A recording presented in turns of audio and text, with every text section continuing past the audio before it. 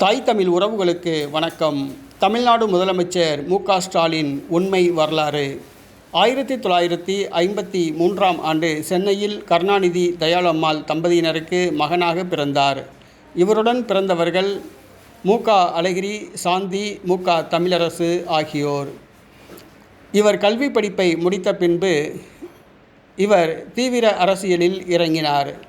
மிசா காலத்தில் கைது செய்யப்பட்டு சிறையில் அடைக்கப்பட்டார். 1975ஆம் ஆண்டு துர்காவை திருமணம் செய்து கொண்டார். இவருக்கு உதயநிதி ஸ்டாலின் என்ற மகனும் செந்தாமரை என்ற மகளும் உள்ளனர்.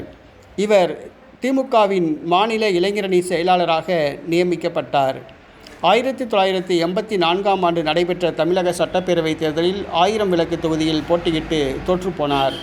1989ஆம் ஆண்டு நடைபெற்ற தமிழக சட்டப்பேரவைத் தேர்தலில் 1000 விளக்கு தொகுதியில் போட்டியிட்டு வெற்றி பெற்றார்.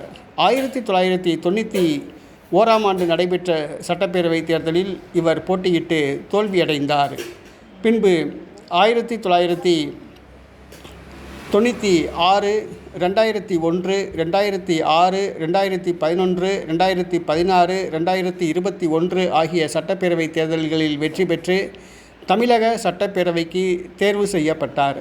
2006ஆம் ஆண்டு இவர் தமிழகத்தின் துணை முதலமைச்சராக நியமிக்கப்பட்டார்.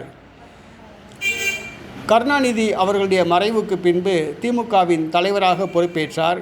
2021ஆம் ஆண்டு நடைபெற்ற தமிழக சட்டப்பேரவைத் தேர்தலில் இவர் வெற்றி பெற்று தமிழ்நாடு முதலமைச்சராக பதவியேற்றார். இவருடைய மகன் உதயநிதி ஸ்டாலின் தற்பொழுது விளையாட்டுத்துறை அமைச்சராக உள்ளார்.